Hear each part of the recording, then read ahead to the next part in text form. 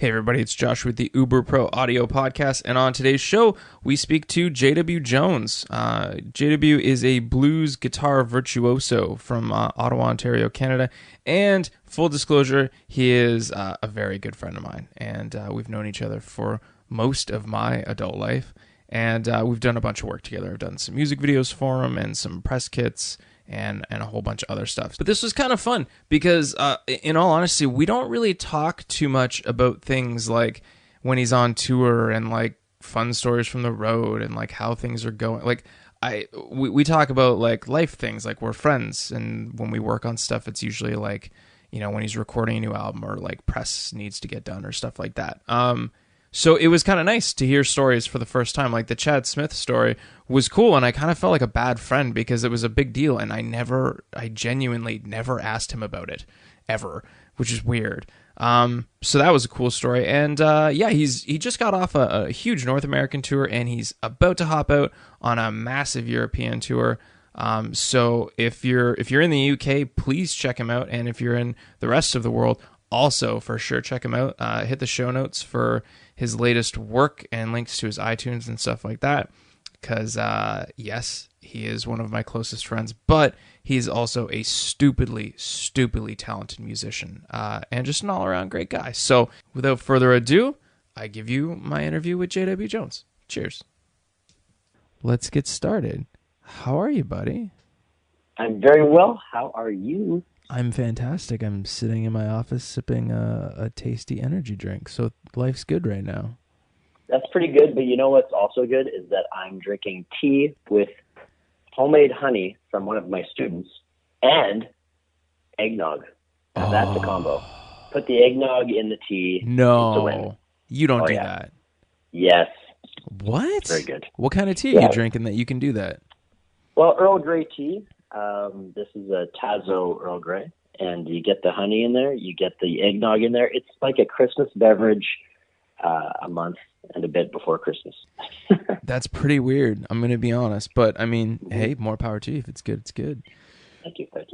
So let's kind of go back in time because, as some may not know, you actually started as a drummer before you ever picked up a guitar. What made you make the switch from playing drums to playing guitar? Well, when I was playing drums, I was into classic rock, you know, Jimi Hendrix, Led Zeppelin, stuff like that. And I quickly realized that these guys got, you know, half of their tunes and a lot of their influence from blues artists. So that's what got me closer to blues, you know, Stevie Ray Vaughan and Jimmy Vaughan, the Fabulous Thunderbirds, and B.B. King, Muddy Waters, you know, all that stuff, Albert King. And I was playing drums at the time, playing along with all that stuff. And after seeing B.B. King in 95, which is when I was 15 years old, I'm dating myself here. But that moment, basically seeing B.B. was when it really solidified that I've got to pick up guitar and at least try to do something. So that's what I did. I remember I had been playing a tiny bit of guitar before I saw B.B., but that night when I got home from the concert in Ottawa, I remember sitting on the side of my coffee table and picking up an acoustic guitar, which was essentially impossible to bend strings on, but I managed to find a way, and just started playing around and just wishing I could do what I saw BB do that night. And I've been trying ever since. Well, I think you're doing okay so far.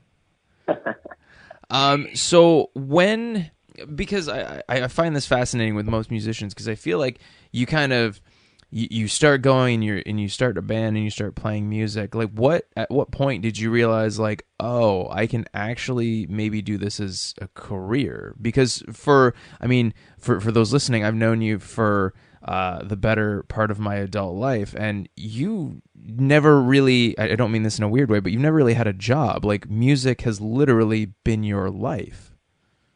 Yeah, absolutely. Well, I think it's a funny thing when you mentioned having a real job, or you didn't say that, but a lot of people say, well, what's your real job? Well, my last real job, if you can call it that, was McDonald's. So that's my definition of my last real job. But no, I think what's interesting about it, and I've had this conversation a few times with my band, is that you get into these situations where suddenly now you have to worry about promoting yourself. Suddenly now you have to worry about X, Y, Z in the music business. But when you started out, there was never a moment in time where you said, I want to be playing for big crowds and making money and doing this for a living. That's not even on your mind. The only thing on your mind is the next guitar riff, the next song, the next part. And I find it so interesting that you go from all you want to do is create music and sound like the music you listen to this weird transition where you're like, okay, so I can do some of these things. Oh, what's my next step now? I need to get a gig. Okay, so then you get a gig, and then the step after that is whatever. And I find it really interesting that no one really thinks about being a full-time musician until that idea kind of presents itself just by improving on your instrument. So that's kind of the process or the way it went for me. Sorry, I don't really have my words yet. It's still early for a blues I'm guy, right there with you, man. Don't worry. Don't worry. But yeah, so that was kind of the transition for me, and now I'm doing it, and it's, challenging in a whole bunch of different ways that have absolutely nothing to do with music. Well, was there like a singular moment that kind of happened where you were like, oh yeah, this is it, like a show where you were like, okay, we're good. Like I can not necessarily relax, but like it's gonna be okay. Because you've had some pretty bangers, and you're a relatively humble and quiet person, but like you've had some pretty big acts that you've worked with. Yeah, well, I mean, to say that it was one show or anything, I hate to circle back to the same point of it being like a really slow build, but I mean, I remember back in the day going to Tucson's Roadhouse on Bank and Hunt Club in Ottawa, and seeing Tony D on stage. And I remember vividly, first of all, I told my mom, like, if I can be half as good as that guy on guitar, I will be happy. That's all I need. Yeah. So that's one of the things I remember. Another thing I remember saying is, if I could just play on that stage. And that was the goal. And then you play on that stage, and then you say, okay, I played on this stage. What other stage can I play on? And then you go play on another stage, and then you get some more gigs, and then you're opening for a big band. And then, my first gig with the band, which was then known as the JWJones Blues Band, which still somehow pops up in posters and stuff like that at current gigs, which I think is funny. But my first gig was opening for a band called The Hoax out of England. And full circle moment came the last time I toured the UK, like 18 months ago. And I had John Amor, one of the guitar players from The Hoax, come and sit in with us, because that was like a crazy full circle moment from 1998 in Ottawa, where we were opening for him, to 2016 in London, England, and he's sitting in with us. That was just really, really cool. And it's little moments like that that make you realize, if you just work really hard and you just keep at it and don't stop, then things will happen. And speaking of things happening, I mean, like, fast forward, it's not important how many years we'll fast forward, but fast forward to not that long ago, you're sitting in Nashville for a second time recording your latest studio album with the likes of Colin Linden.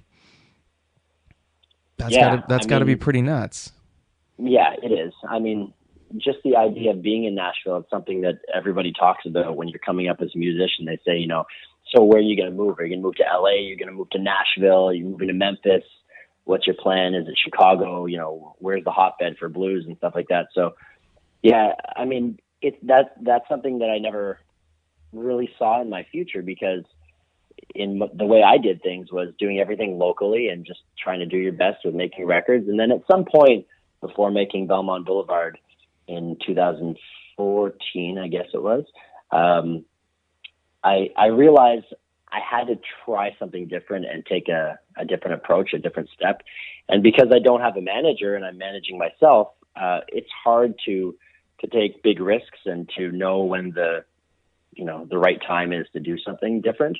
But it just so happened that I was in Memphis for the Blues Music Awards, and Jeff Simon, the drummer from George Thorogood, brought Tom Hambridge over to me, and he introduced us, and he said, "You guys have to make a record together."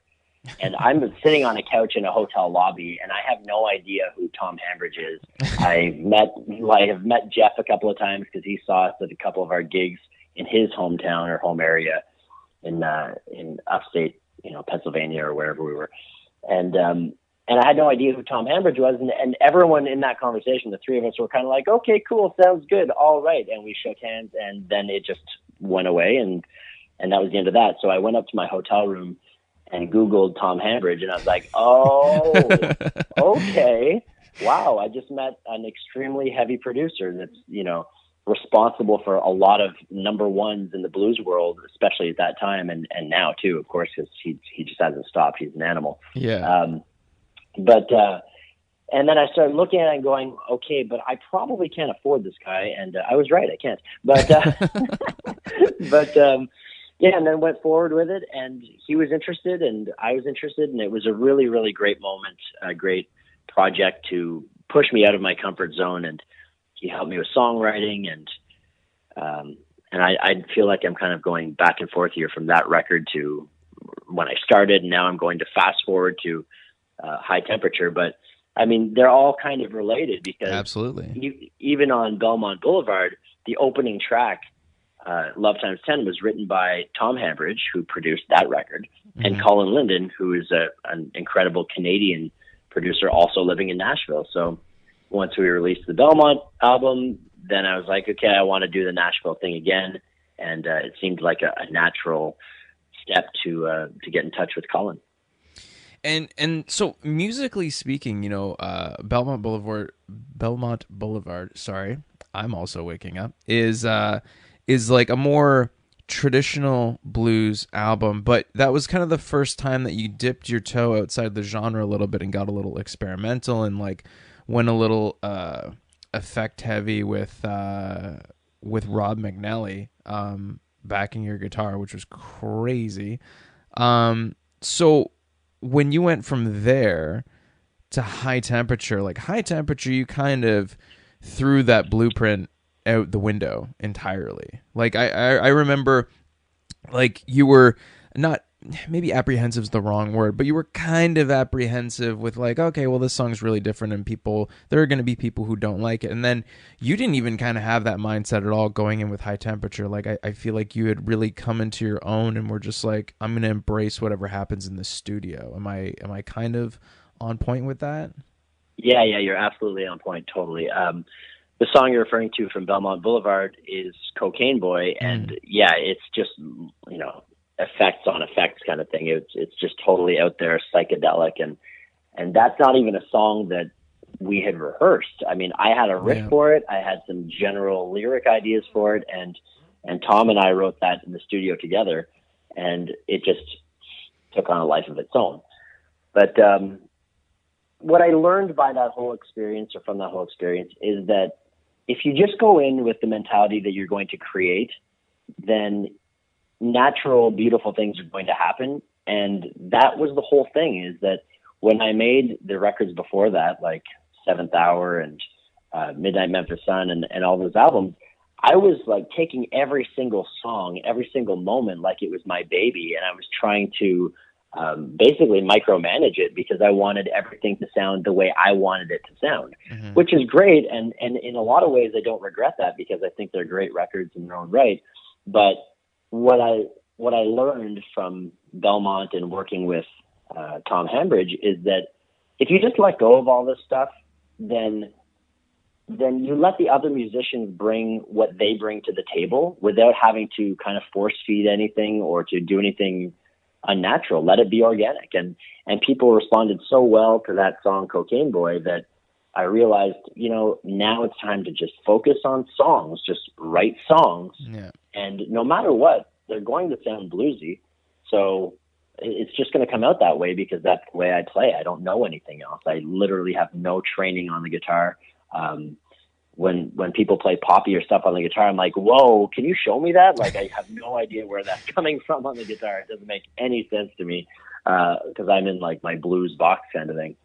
But for writing High Temperature, that's exactly how I approached it. It was like, I'm finding melodies, I'm finding lyric ideas, I'm finding choruses and chord changes, and just marrying them up and doing what I think is best for each song, and not thinking, does this sound like Chess Records 1967? Right. Like, no, it doesn't. So just forget about it. Just do something else, you know?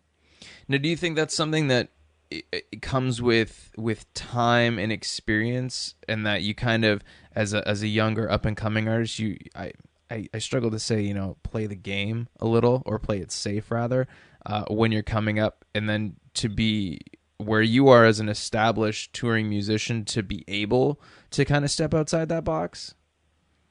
Yeah, I mean, I think everyone comes at it from different angles, and the whole thing for me is that I was known as, and from day one, I was known as a traditional blues guitar player, right? Carrying it forward, carrying the torch, and anyone I worked with, from Kim Wilson to Little Charlie and Junior Watson and all those guys, they all looked at me like, okay, this is a traditional guy that's doing it right and is going to continue to play, hardcore traditional blues and carry the torch forward.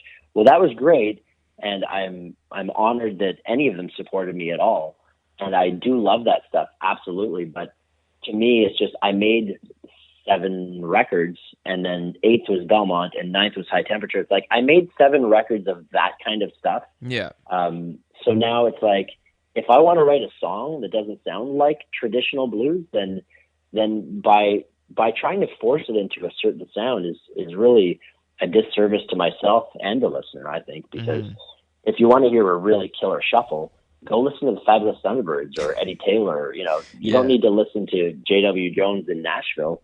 I mean, there are better versions of that out there. But what there aren't better versions of yet are my own personal creations, my own original music. So that's the goal. Right on. So now, how's it been playing all those songs live? Like, what's the audience response been like? So far, so good. I mean, we don't actually play Cocaine Boy live. I hate to admit that, but it's because you need more pedals, bro. You just need more pedals. Exactly. Well, I guess that question's coming soon too. But all the songs are going great. We play almost everything live. From the new record, there are a couple quieter tunes. There's Leave Me Out and Already Know. And those songs don't really translate live without keyboard and organ and backup vocals and, 3-part harmonies and stuff like that. Yeah. So we're not exactly doing those tunes, which keeps our live show more along the lines of the high energy blues that we've been branded with. And otherwise, I love playing the tunes. It's always a little bit more stripped down because it's only a trio on tour, but we make up for it in energy, put it that way. Well, I was going to say, like, for those listening who haven't seen you perform live, I'll link in the show notes some live videos. Like, I get tired watching you play live. Like, it's exhausting in the best kind of way. And I think, as a guitar player who goes and watches, I've been watching you perform since I think the mid 2000s. It's one of those things where you see you play for sometimes 3 hours in some cases, like if you're doing multiple sets. Oh yeah, absolutely. Yeah, I mean, in Ottawa, sometimes we usually play an hour and 45 or an hour and 50 minute set just to start the night, and then we take a break and do another set. But that's like the marathon version of what we do. So it's a great time to dig in. That's for sure.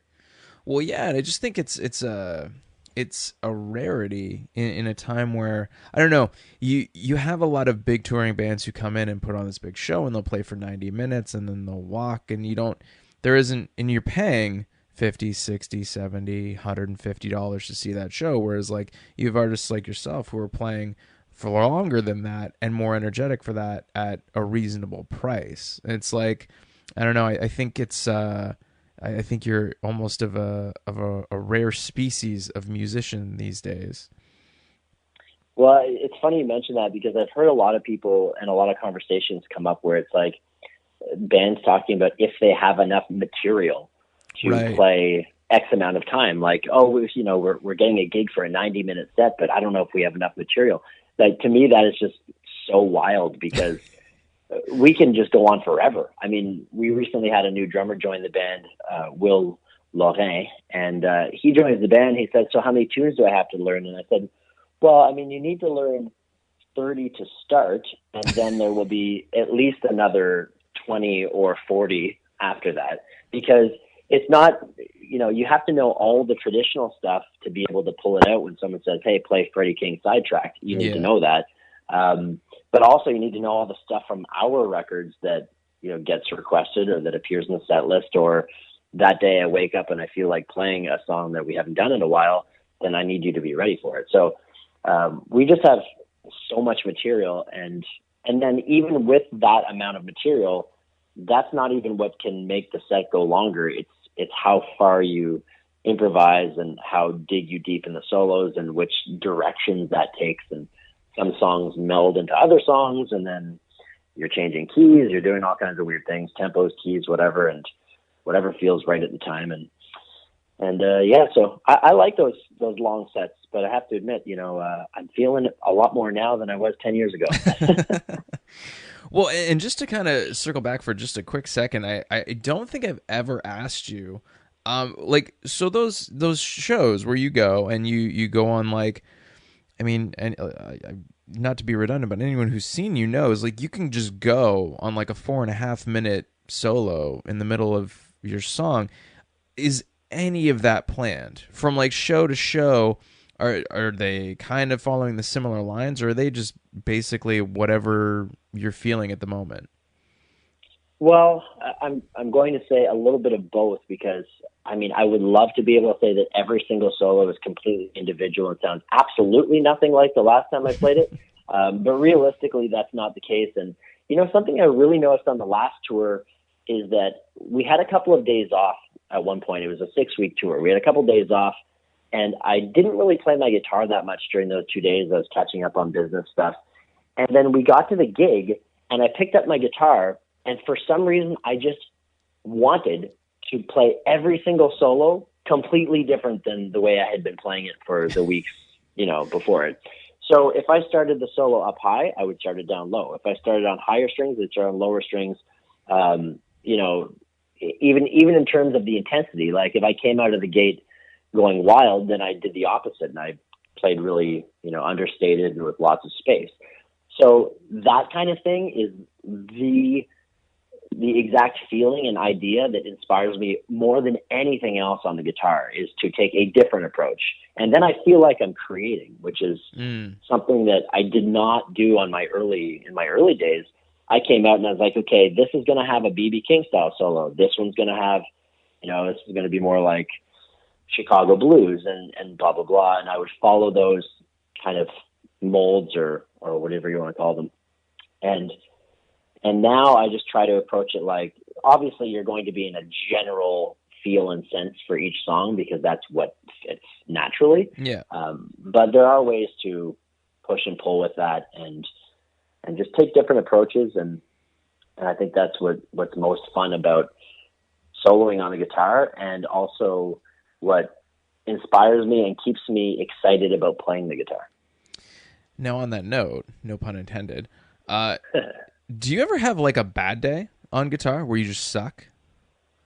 Yeah, for sure. I mean, that usually comes with being tired, and you're on 4 hours sleep, and you just did a 12-hour drive, and you get out of the car and you barely have time to eat and set up before you play. And I mean, rest to get your brain kind of reset. Mm-hmm. And those are the days where things are feeling like they're just going to run off the rails, or the wheels are going to fall off, however you want to put it.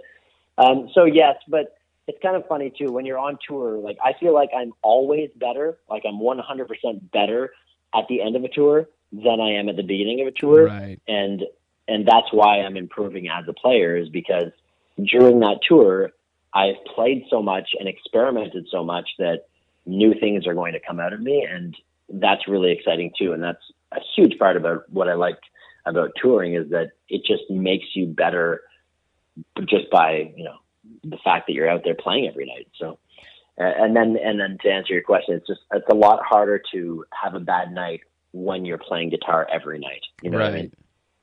Yeah.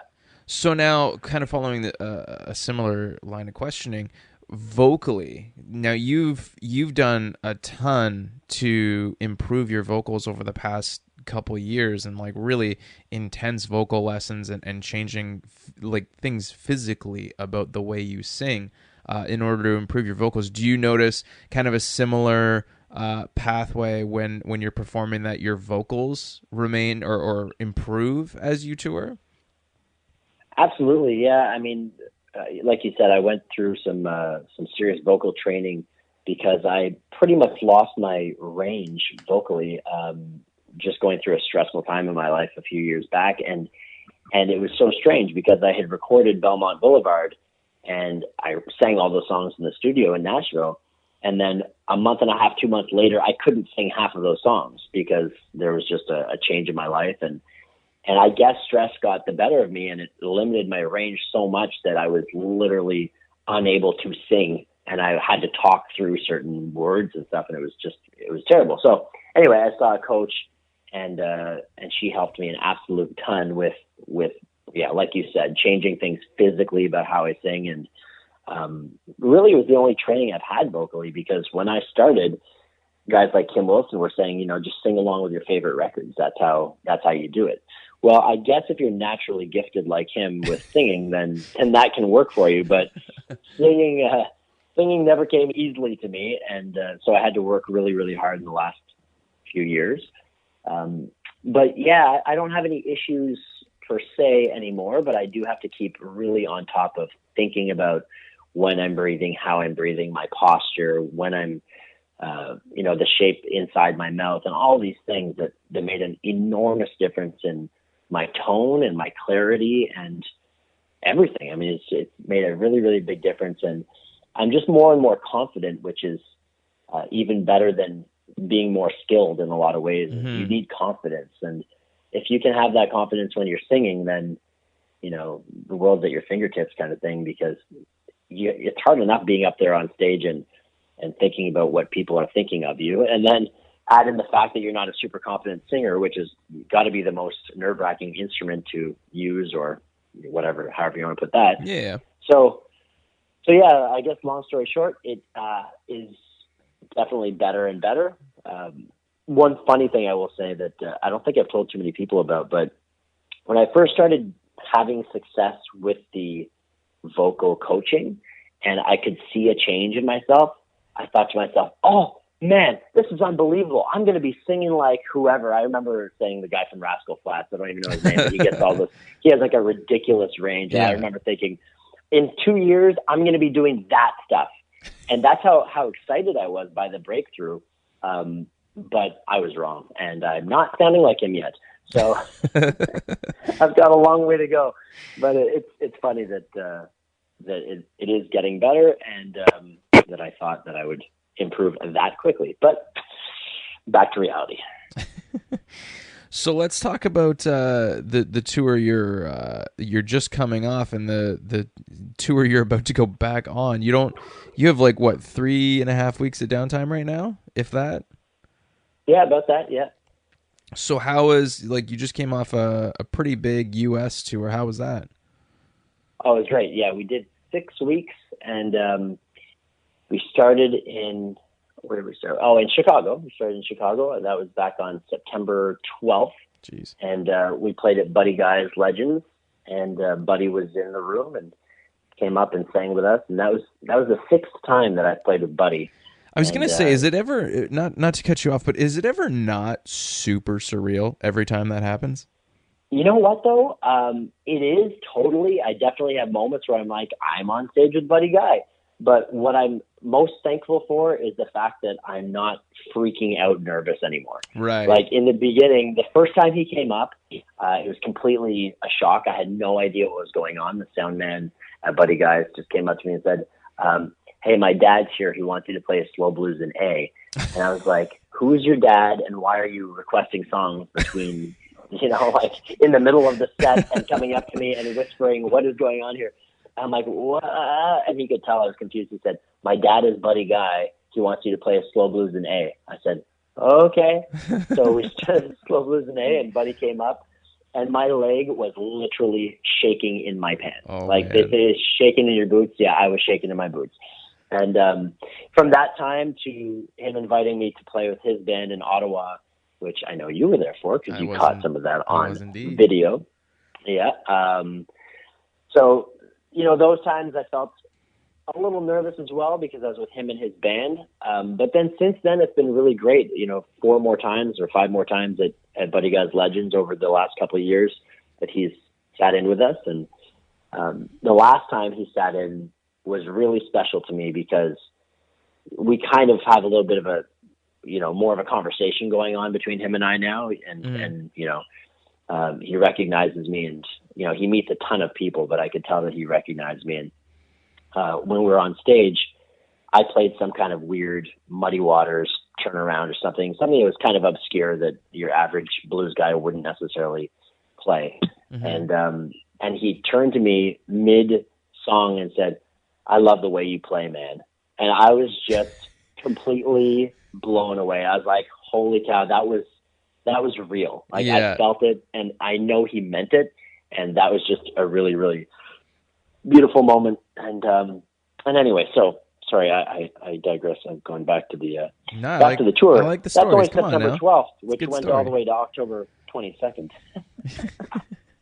So anyway, we did the Buddy Guy show to start, and then we made our way over to the Rockies and to Denver, and then the Telluride Blues Festival, which was absolutely incredible. Went up to Edmonton for a week, and then started working our way west, and then all the way to Vancouver Island, and then down through California and Arizona and Texas, and finished the tour in Memphis. And that's a very easy way of recapping 6 weeks. I was going to say a whole lot of things happened. That's keeping it very succinct. Now, just to jump back, and forgive me for bouncing around so much, but there's a lot I want to talk to you about, because as much as we don't talk a lot about your tours and stuff necessarily. You and I in our personal lives, and I don't think I've ever really talked to you about the whole Chad Smith thing. Oh yeah, because it was just like, hey, did you see what happened? It was like, yeah, man, that's crazy, and that was it. But I don't know. I don't know the actual story, and now I kind of feel like a dick for not ever asking. But like, how for those listening again, I'll link in the show notes. But Chad Smith from the Red Hot Chili Peppers sat in with you. Yeah, so it was your basic Friday or Saturday night. I can't remember what it was now, in Edmonton, and we stay upstairs in this venue that we play at. It's called Blues on White, which is brand newly renovated and a pretty killer blues venue, one of the best anywhere, I think. And I walked in, and the place is always packed on those nights. So I walked in, and I'm walking towards the stage, and Laura Greenberg, our bass player, is walking towards me. By the way, Laura Greenberg's nominated for Blues Bassist of the Year at the Maple Blues Awards. Shout out to Laura. That's huge. Yeah, killer. That's a national award, and unfortunately, you can't vote for the instrumental categories because it's voted on by a panel. But our new record, High Temperature, is up for recording and producer of the year with Colin Linden. And so listeners can vote. Go vote. At mapleblues.ca. mapleblues.ca, and register and then vote. It only takes like 3 minutes. But anyway, back to my Chad Smith story. So Laura's walking towards me, and her eyes are like wide open, completely wild looking, and I'm going, what? And she walks up to me and she goes, look over there. That's Chad Smith playing pool right there. And so I turn my head and I look, I'm like, yeah, that does look like Will Ferrell. So I'm like, yeah, that's him. And she goes, well, what do I do? And I was like, I had about 3 minutes to tune up and get ready to play. So I was like, Laura, just go and say hi to him. And she goes, yeah, but I don't want to be that guy. And I said, Laura, this is one of your favorite musicians, like, in the world. Like, she grew up on this stuff and was in a Red Hot Chili Peppers cover band. I said, just do it. Go and introduce yourself. Tell me you're the bass player for the night. And if you don't do this, you're going to regret it. She goes, okay. So she did it. And then I'm tuning my guitar, and she comes up and she goes, Chad Smith might want to play with us. And I said, what do you mean? She goes, well, he said he asked if it would be okay if you sat in. And I said, okay. And so she told him, like, yeah, no problem. Just come on up whenever you want. And so we're about halfway through the set, and Laura's yelling at me from the other side of the stage. She goes, hey. And I look over, and she's like, is this okay? And then Chad Smith jumps up onto the stage, and he comes up to me. He's like, yeah, is this cool? And he's like being really like, is this all right with you? And he puts out his hand, and he goes, hey, I'm Chad. And I shook his hand and said, hey, man, cool. And he goes, He goes, yeah, so you want to play something? I said, yeah, it'd be great, man. He goes, well, what do you want to do? I said, well, let's just play a rock and roll tune. And he goes, rock and roll Led Zeppelin or a rock and roll tune? I was like, oh, just a rock and roll tune. I'll bring it in. He goes, yeah, you bring it in. So then I started, and he came in, and we've got some video evidence on YouTube, so people can check that out too. And man, he was just, first of all, he's the loudest drummer I've ever played with in my life. Really? Oh, absolutely the loudest drummer I've ever played with. I mean, the guys used to be fair, the guy's used to playing stadiums, right? And he's on a small stage at a blues club. So there's that.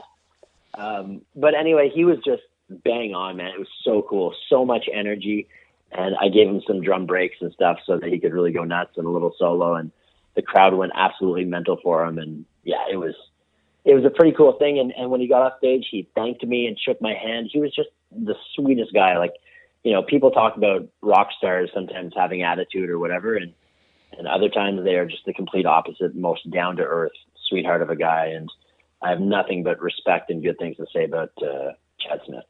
What is it with you and playing with famous people in Alberta?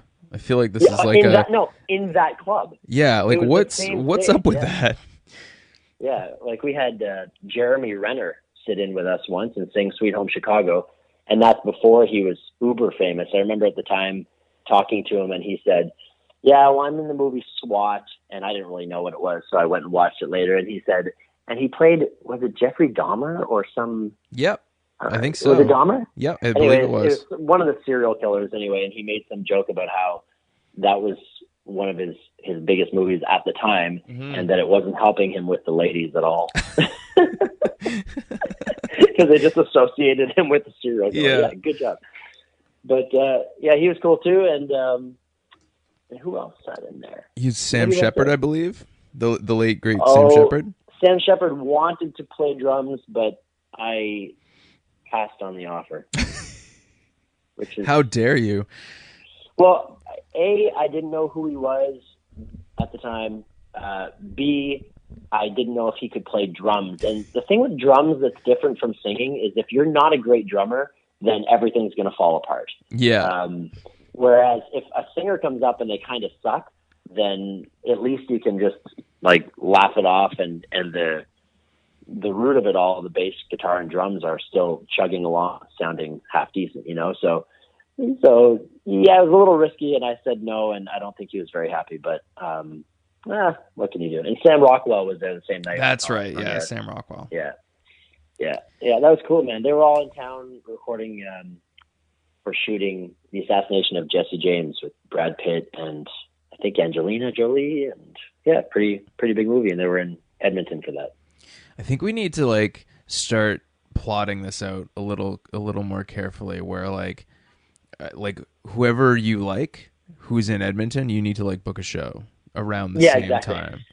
Yeah, just like strategic. It's like, oh, the Foo Fighters are in Edmonton. I think I'm gonna play Edmonton that week. Feel like it's good time to head out there. Yeah, magical things happen in that place. It's crazy. Sure. So now you're jumping over the pond big time. You're about to hop onto a UK tour. Yes. This is my second time touring the UK, and we're really excited. We start November 23rd in Worthing, and we work ourselves to a big stop, of course, is December 2nd at the Borderline in London.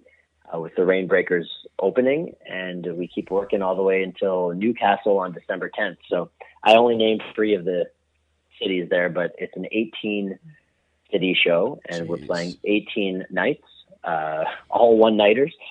So that's going to be exhausting, but awesome. And that's how I like to tour, honestly. And I say it's exhausting, but touring the UK and Europe is a complete walk in the park in comparison to touring Canada and the U.S. Really? In terms of what we do, because when you play blues clubs, you have to play, sometimes 3 one-hour sets or 2 75s or whatever. In the UK, it's like 1 60-minute set or 2 45s. It's like you're barely breaking a sweat and you're taking a break. You're barely breaking a sweat and you're done. Yeah. Like, wow, that's an easy deal.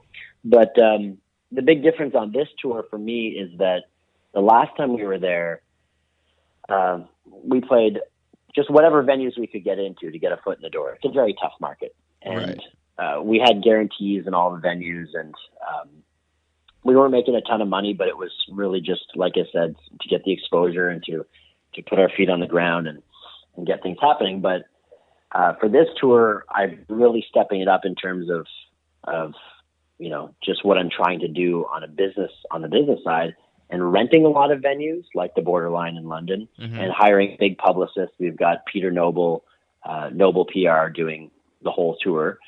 And the whole thing is just a much higher budget, much more expensive endeavor. And all I can say is that I hope people come out and support it, and I hope people buy tickets in advance and spread the word to anyone they know in the UK and tell them to come see us. And it's just kind of a make or break kind of tour for us, because if this goes well, then it's going to be an annual stop. But if it doesn't go well, then we've got to take a break and look at other options, kind of thing. So it's the biggest risk I've ever taken in my career on a tour ever. So really, it's pretty crazy. Jeez, even I didn't know that. And here I am thinking I know what's going on. So where's your favorite place to tour? Oh, you know what? That's probably a really shitty question to ask. Now that I think about it, as soon as I said that, I was like, I feel like that's not a good one to answer from a PR standpoint. Where's your least favorite? What city do you hate the most?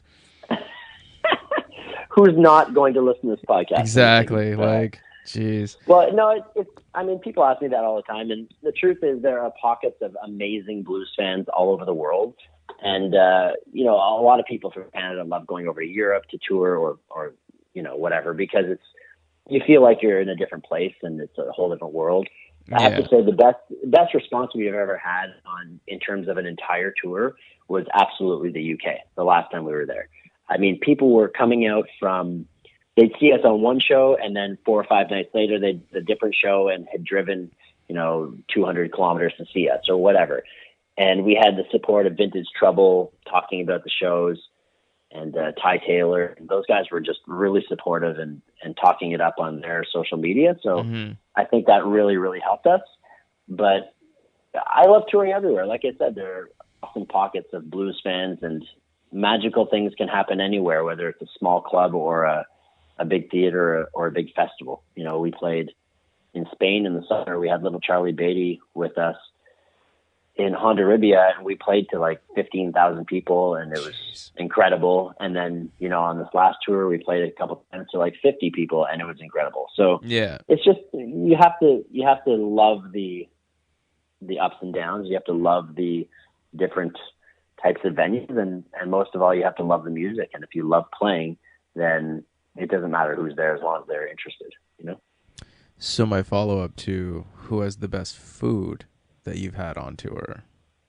Best food, I'm going to say Bayside Grill in Key Largo, Florida. That's super specific. Yeah, it's super specific because we look forward to it so much. It's incredible food. They really, it's high-end stuff. And when you're used to burgers and fries a lot of the time on tour, you get there and you're having, like raw tuna, and it's amazing. It's incredible. So, that's the place, man. Right on. Now, because we are a guitar podcast, I would be remiss if I didn't ask you about equipment. And man, am I going to have fun with this, because if you go back far enough, I believe maybe 2 and a bit years ago, maybe a bit longer, we recorded a pseudo podcast for you, and we talked gear. And at the time, you were the most anti-effect pedal person in the world, who constantly ridiculed me for my love of effect pedals and my owning of several effect pedals. And now you've come to the dark side. Yeah, only a little bit though. But you know what? You say a little bit, you kind of are building up a pretty substantial pedal board right now.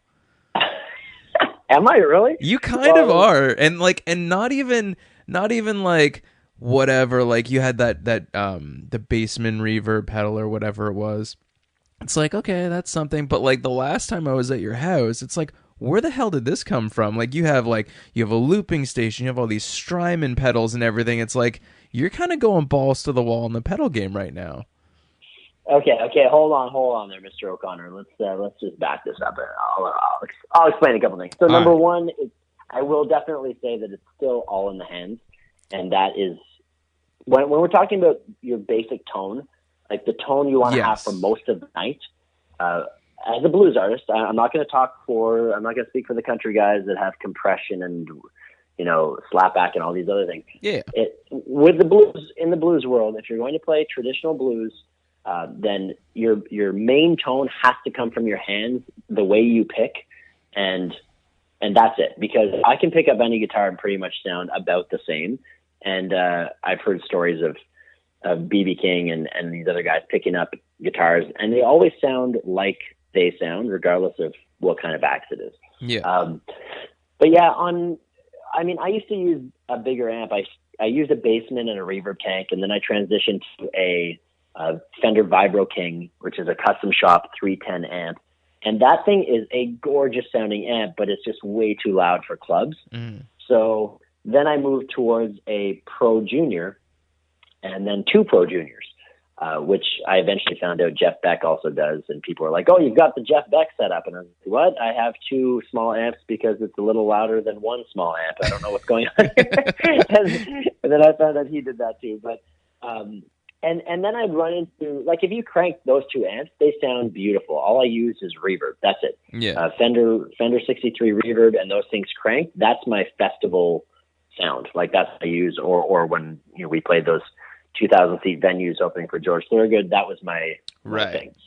But then at smaller gigs, you can't get the amp to drive enough. So I had a guitar student, Francis, tell me about this MXR Il Torino, it's called, IL Torino. And it's a little overdrive pedal, but what's beautiful about this little thing is that it really sounds like a tube amp. And you can play at a lower volume, and it sounds like you're driving tubes at a lower volume. It doesn't compress the heck out of your tone, and it doesn't suck anything out of it. It just sounds really natural. And so I added that to my board, and then started kind of turning that up every now and then if I wanted to get a bit grittier. And then more recently, I thought it would be fun one night to just put the drive on 10 and pull the volume back a bit and go nuts into just like totally distorted crazy world. Yeah. And when I first started doing that, I was actually goofing off, to be honest. I was just like playing ridiculously fast for no reason, just being silly. But since then, I've added a Flint Strymon pedal, which has the coolest sounding tremolo I've ever heard, because it's got almost like a Leslie sound to it. Mm-hmm. And that's on one side of the pedal. The other side of the pedal is it has reverb.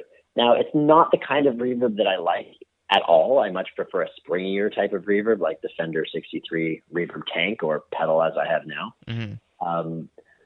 But what it does offer is a short slapback. It's not actually a slapback, it's a reverb, but you put it short enough, it sounds like you're in a room kind of thing, like it's like a roomy sound. Yeah. And that's the sound I've always loved, because that's what Jimmy Vaughn gets on Wait on Time and Full Time Lover, those old T-Bird songs, because he's in a room and that's the way it was mic'd. Yeah. So between that and then messing with the tremolo and putting the overdrive pedal cranked, I started to realize, like, you don't have to play fast to have some interesting tones. So I started slowing down, rolling my tone off on my Les Paul on the rhythm pickup and soloing like that and just getting these really interesting sounds. And now that's kind of something I'm messing with on 2 or 3 songs a night. So, yeah, I've definitely gone a little bit into the pedal world, a little bit into experimenting with those sounds. But I will always come back to the fact that it's all in the hands. Yes, I won't debate you on that. But no. And the loop station, by the way, is strictly for teaching, and it's strictly for practicing. It's not. I don't use it at shows yet. Yeah. Yes. Yeah. Right. So you might go Ed Sheeran on us and just like walk out there with that, and that's it. Yeah. Well, what's crazy is you can program 99 banks on the thing. So I mean, is that what he's doing? Is he actually doing that, or is he recording it live each night and then turning it off? I'm gonna be totally honest. I don't know. He's got his pedal setup is insane, but it's got to be pre-programmed to a certain degree because he does not tour with a band. It is literally just him and a pedal board. Yeah, but I mean, some of that stuff you don't have to pre-program. You can just like you play a rhythm and then you turn it off and it repeats the thing you just played. So if it's that, that's actually cool. But if you're pre-programming it, I mean, it gets to a point where you could get studio quality loops on your pedal and then just press a button and you have a band and a pedal. Like, that's a little crazy to me. I won't say anything because I'm totally talking shit here. Because I've seen him. There are really good YouTube videos of him doing exactly that live, where he does record it all off the floor and like loop it as he goes. Right. But for shows, I would imagine like there's a lot of room for error when that happens. But who the fuck am I to say anything? It's Ed Sheeran. Anyway, so let's talk guitars quickly because I have to let you go soon because we're running out of time with your super busy rockstar musician schedule. What brought you back sort of to the Les Paul, the Gibson? Because you started, if I'm not mistaken, you started on a Gibson. Yes? No, I started on a Strat. But before that, didn't you have that hollow body? Or am I... Well, okay, sorry. So I had the Strat first. That was my first electric guitar, the light blue Strat, which I used for the first 10 years of my career. But during that time, I also, sometime during the first 3 years, I think, I ended up getting a Gibson ES295, which is like a big box guitar that I used for swing stuff and jazzier sounding stuff. And that, so I've always had that. And then my second main guitar was an Epiphone Dot, which is like a 335 copy type of thing. And I loved that thing, and it was shorter scale and different feel than the Strat completely. So that was my second main guitar. And then I actually had no idea that there was such thing as a Les Paul that didn't weigh a ton and had a neck that didn't feel like a baseball bat until I found this 2007 standard that is exactly that. It's a 60s profile neck, and it's weight relieved, chambered, whatever you want to call it. And man, I just love the way that felt. So that's been what I've used ever since, and I think I've been using it now since about 2009. Right on. And you kept that stock, if I'm not mistaken. Yeah, it's all stock. I mean, I did one wiring difference where I can get an out-of-phase tone on it by pulling one of the pots up. So I have that set up in there, but otherwise, that's just a wiring job, and the pickups are all stock. And you're not left wanting for another guitar? Is there something that you've been like, maybe I'll pick that up one day?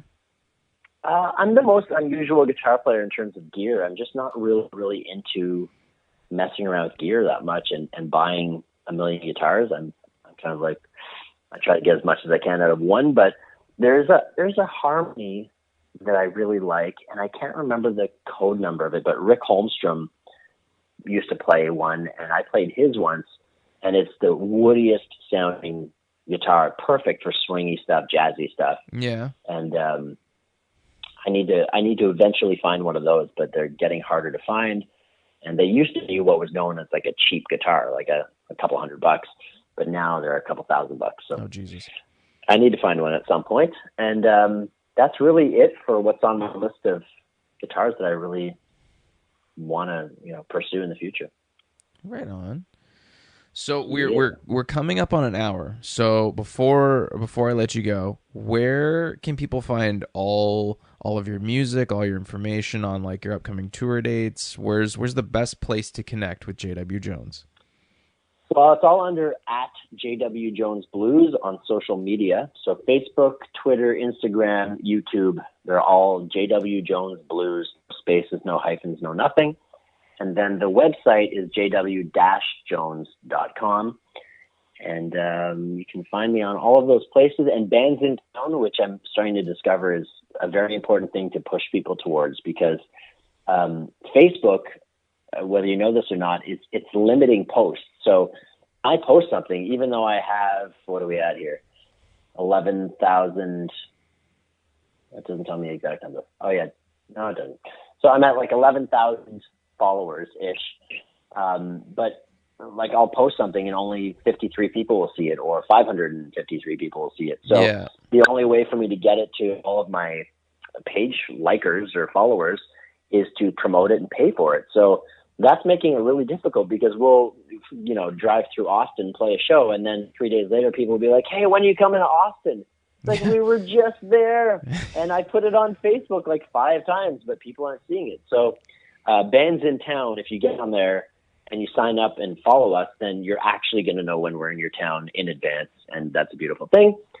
So that and the website, those are the best places, and social media, and just make sure you click follow and whatever you have to do to keep on top of it.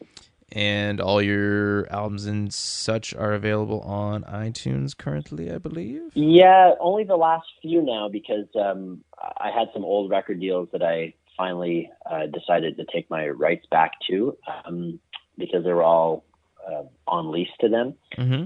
So I've taken them all off of iTunes and stuff like that. So some of those are just going to live in physical form wherever they exist. And a lot of them are out of print now, but the last few records you can absolutely find: Seventh Hour, Belmont Boulevard, and the newest one, High Temperature. They're all on, all your digital places like iTunes and Amazon. And you can order physical ones from the website, from me, and all that good stuff. Right on, man. Any sponsors or endorsements you want to mention before we part ways? Well, Gibson has been very good to me, even though I haven't taken them up a whole lot on any guitars in the last several years. But I work with Gibson, Seymour Duncan pickups, even though they're not in my Les Paul. Don't tell them. We'll just cut that out. Okay, all right. D'Addario strings, Shub capos, Indochino suits, and Star Access guitar picks, which they're great. They make all my custom guitar picks, and I love them. And that's my list. Right on, man.